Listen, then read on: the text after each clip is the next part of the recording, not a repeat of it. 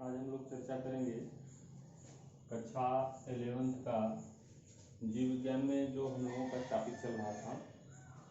इससे पहले आप लोगों को हम पढ़ाए हैं फोटोसिंथेसिस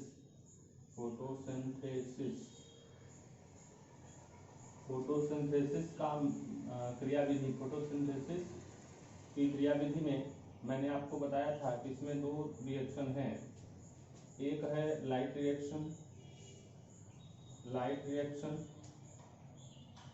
और दूसरा है डार्क रिएक्शन।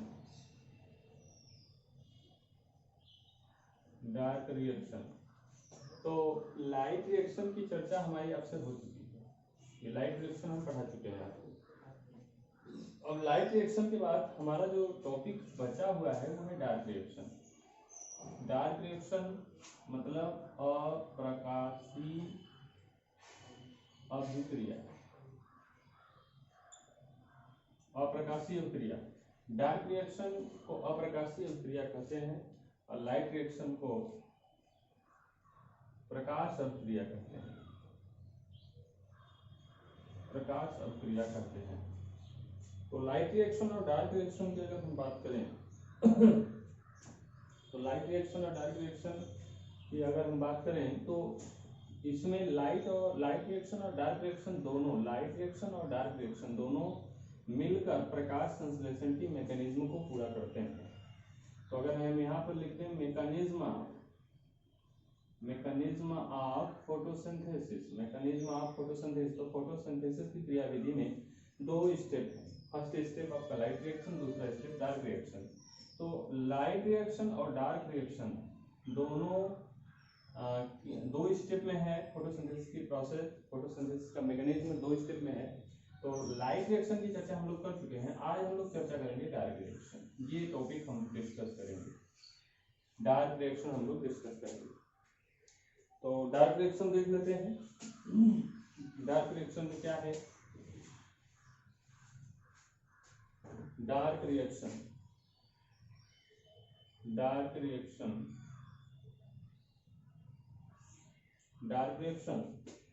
रिएक्शन की अगर हम बात करें तो इसको कहेंगे प्रकाशहीन अभिक्रिया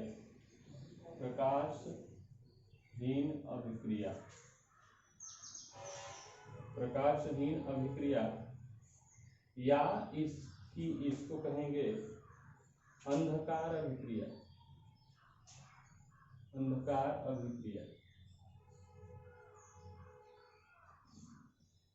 अभिक्रिया या इसे C3 साइकिल भी कहते हैं। C3 cycle. अब इसमें इसको प्रकाशहीन अभिक्रिया या अंधकार अभिक्रिया क्यों कहते हैं, C3 साइकिल क्यों कहते हैं, इसकी चर्चा हम अभी करते हैं आपसे। तो सबसे पहले इसका नाम डार्क रिएक्शन क्यों है, ये चीज जान लीजिए। डार्क रिएक्शन इसलिए इसको कहा जाता है क्योंकि यह जो क्रिया है, ये जो डार्क रिएक्शन का जो प्रोसेस है, यह पूर्ण रूप से एंजाइमों द्वारा संपन्न होता है। और पूर्ण रूप से एंजाइमों द्वारा संपन्न होने के कारण इसमें कहीं भी लाइट की जरूरत नहीं है, यह एंजाइमों द्वारा संपन्न होता है, इसलिए इसे प्रकाशहीन अभिक्रिया कहते हैं। यह पूर्ण रूपेण एंजाइमों द्वारा संपन्न होता है। इसमें एंजाइम की जरूरत होती है, एंजाइमों द्वारा संपन्न होती है, इसलिए इसे प्रकाशहीन अभिक्रिया कहते हैं। C3 साइकिल इसे क्यों कहते हैं, इसकी अगर हम बात करें तो C3 साइकिल, इसमें अभी आपको हम दिखाएंगे फास्फोग्लिसरिक एसिड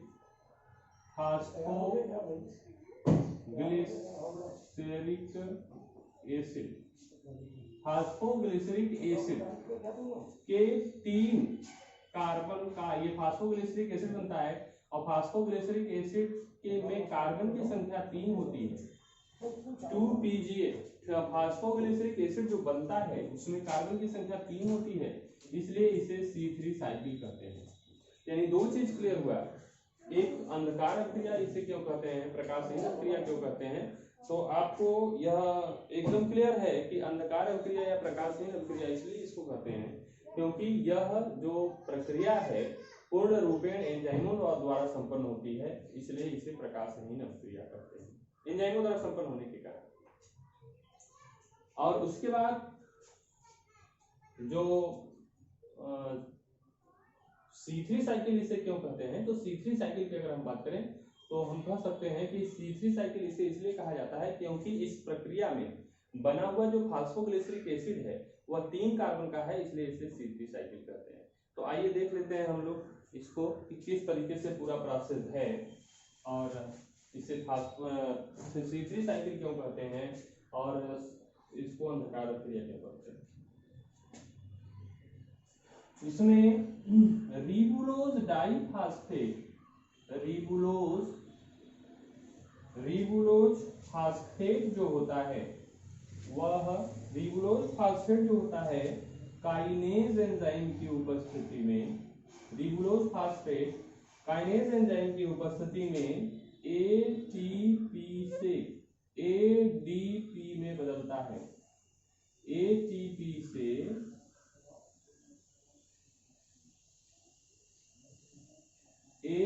से एडिनोसिन ट्राइफॉस्फेट एडिनोसिन डाइफॉस्फेट में बदल जाता है। यानी यहाँ पर है रिबुलोज फास्फेट, तो एक फास्फेट आपका एडिनोसिन ट्राइफॉस्फेट से एडिनोसिन एडिनोसिन डाइफॉस्फेट से एडिनोसिन एटीपी से एडीपी बना। तो यहाँ पर एटीपी ट्राइफॉस्फेट से डाइफॉस्फेट बना, तो एक फास्फेट मुक्त हुआ है यहाँ।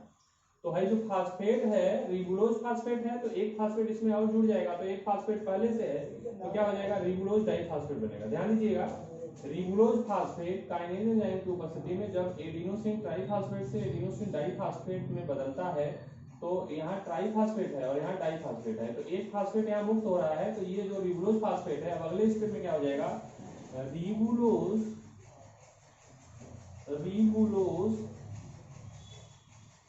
रिबुलोज फास्फेट था, एक फास्फेट यहाँ मुक्त हुआ, रिबुलोज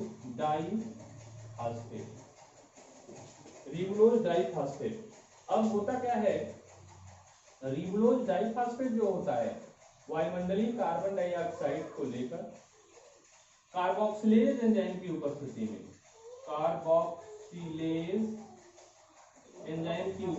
में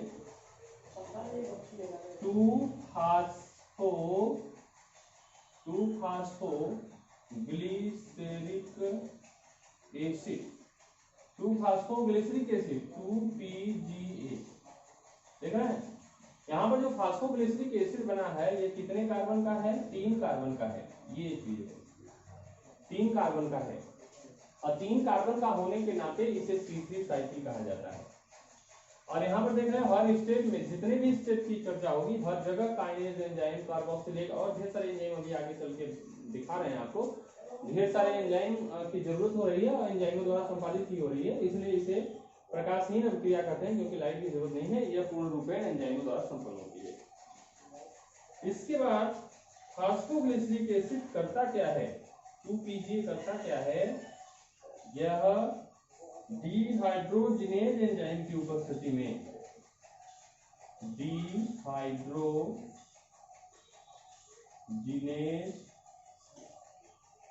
डिहाइड्रोजिनेज एंजाइम की उपस्थिति में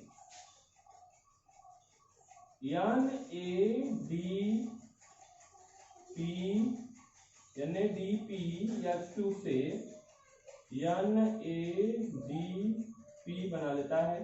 यहां से जो हाइड्रोजन मुक्त हुआ वो ग्लिसरिक एल्डिहाइड से ये कार्बोक्सिलिक एल्डिहाइड जुड़ गया तो हाइड्रोजन जुड़ गया, तो ये हो गया 2-फास्फोग्लिसरल्डिहाइड 2-फास्फोग्लिसरल्डिहाइड। यानी जो यहाँ पर फंक्शनल ग्रुप है, यहाँ पर जो फंक्शनल ग्रुप है फास्फोग्लिसरिक एसिड में ये कार्बोक्सिलिक एसिड है, कार्बोक्सिलिक एसिड है और यहाँ पर कार्बोक्सिलिक एसिड है और यहाँ पर एल्डिहाइड हो जा रहा है, एल्डिहाइड हो जा रहा है, ये एल्डिहाइड हो जाता है 2-फास्फोग्लिसरल्डिहाइड। और ये फास्फोग्लिसरल्डिहाइड जो है, फास्फोग्लिसरल्डिहाइड जो है ये एल्डोलेज एंजाइम की उपस्थिति में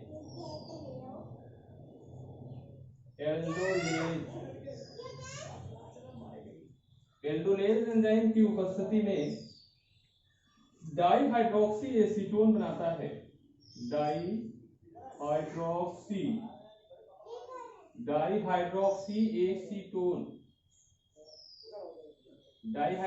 एसीटोन बनाता है और उसके बाद फास्फोग्लिसरॉल्डिहाइड का एक अणु बनाता है। फास्फोग्लिसरॉल्डिहाइड का एक अणु बनाता है। यानी जो फास्फोग्लिसरॉल्डिहाइड था, दो फास्फोग्लिसरॉल्डिहाइड के जो अणु थे वो एक डाईहाइड्रोक्सी एसीटोन में बदल गया और एक एल्डिहाइड में। फिर यह करता क्या है, पुनः आइसोमरेज एंजाइम की उपस्थिति में ये बना लेता है फ्रुक्टोज डाइफॉस्फेट। ये बनाता है फ्रुक्टोज डाइफॉस्फेट। और ये जो फ्रुक्टोज डाइफॉस्फेट है, फिर ये करता क्या है, फ्रुक्टोज डाइफॉस्फेट फिर काइनेज एंजाइम की उपस्थिति में एडीपी से एटीपी में बदल जाता है। एटीपी, यहाँ डाइफॉस्फेट था तो एक फास्फेट लिया गया, तो यहाँ डाई होगा तो यहाँ पर जो फ्रुक्टोज डाइफॉस्फेट है एक फास्फेट इसमें आ गया तो यहाँ पर केवल फ्रुक्टोज फास्फेट हो जाएगा। तो ये हो गया फ्रुक्टोज फास्फेट। यहाँ का जस्ट अपोजिट है, रिबुलोज फास्फेट था, रिबुलोज फास्फेट से एडिनोसिन ट्राइफॉस्फेट, जब एडिनोसिन डाइफॉस्फेट बदला तो एक एटीपी मुक्त हुआ, तो यहाँ रिबुलोज फास्फेट था तो रिबुलोज डाइफॉस्फेट हो गया। और इसी का उल्टा है, यहाँ पर फ्रुक्टोज डाइफॉस्फेट था तो एडिनोसिन डाइफॉस्फेट से जब एडिनोसिन ट्राइफॉस्फेट तो एक एटीपी का प्रयोग हुआ है, और जब प्रयोग हुआ तो डाइफॉस्फेट था तो यहाँ पर डाई से मोनोफॉस्फेट हो जाएगा। तो इसको आप ऐसे भी लिख सकते हैं फ्रुक्टोज फास्फेट। फ्रुक्टोज फास्फेट करता क्या है, आइसोमरेज एंजाइम की उपस्थिति में ग्लूकोज फास्फेट बदल जाता है, क्योंकि ये आइसोमर है। फ्रुक्टोज फास्फेट एक दूसरे का आइसोमर है ग्लूकोज फास्फेट।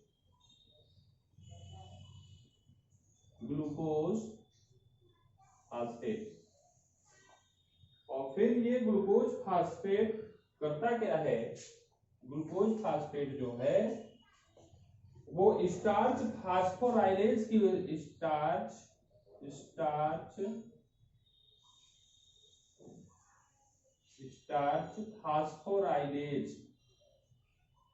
फास्फोराइलेज एंजाइम की उपस्थिति में करता क्या है, एडीपी से फिर एटीपी में बदल जाता है। तो एक फास्फेट यहां भी यूज हुआ, तो जो ग्लूकोज फास्फेट था वह एक फास्फेट इसका जब प्रयोग हो गया तो ये बन गया स्टार्च।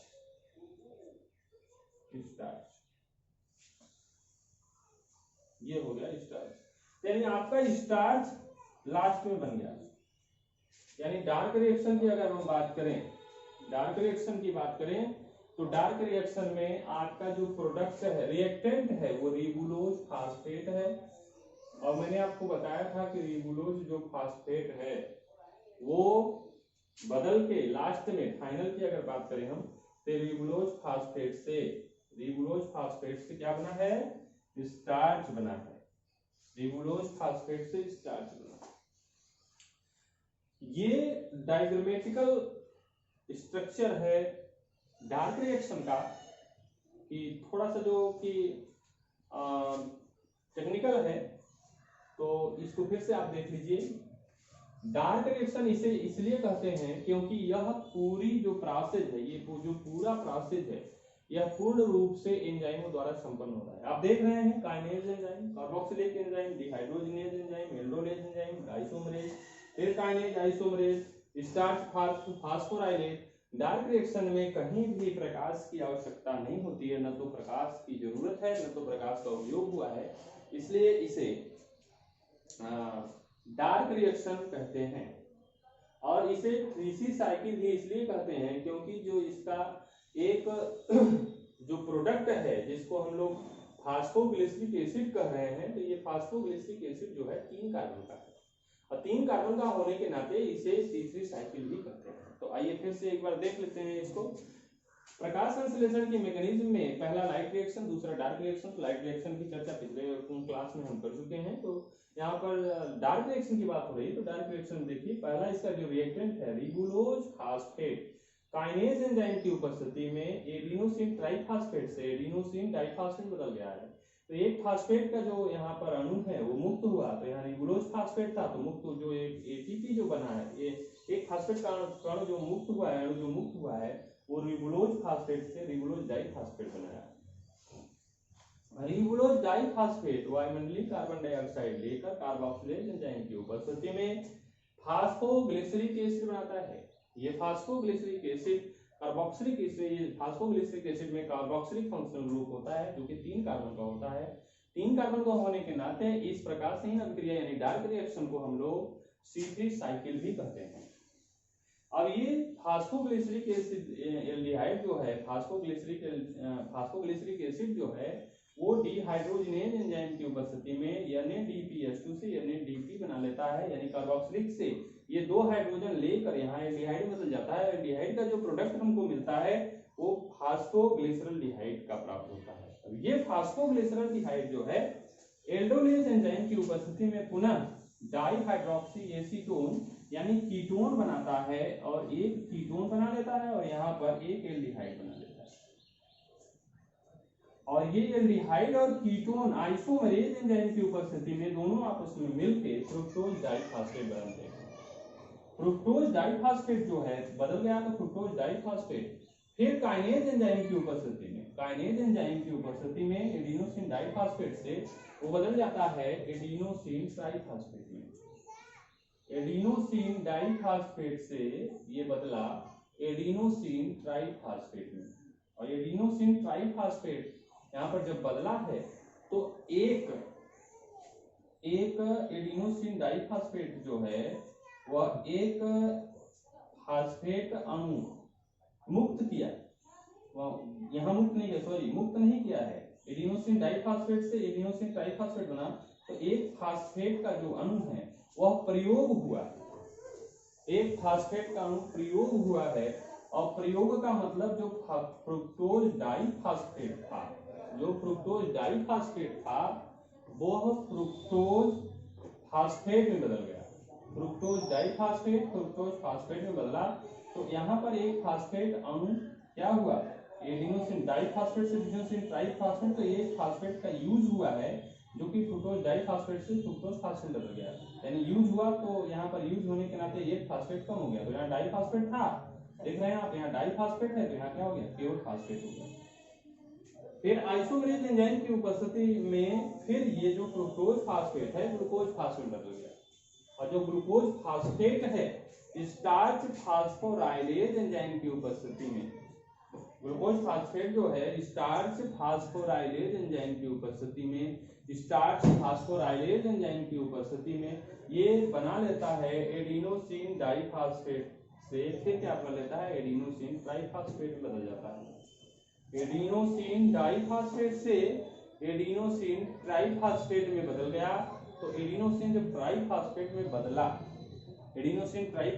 बदला तो एक यहाँ पर फास्फेट ग्रुप का यूज हुआ, तो जो ग्लूकोज फास्फेट था अभी केवल ग्लूकोज ही बना, और ग्लूकोज ही स्टार्च है, मंड है, जिसको हम लोग कहते हैं स्टार्च या मंड। इस तरह से हमारा खाद्य पदार्थ बन गया जो पौधे के बीच होने वाली क्रिया है प्रकाश संश्लेषण, उसके अंत में प्रोडक्ट आपका कार्बोहाइड्रेट ही बनता है, स्टार्च बनता है, और स्टार्च ही मंड है, यह पौधे का भोजन है। इस तरह से हमारा डार्क रिएक्शन आज कंप्लीट हो गया।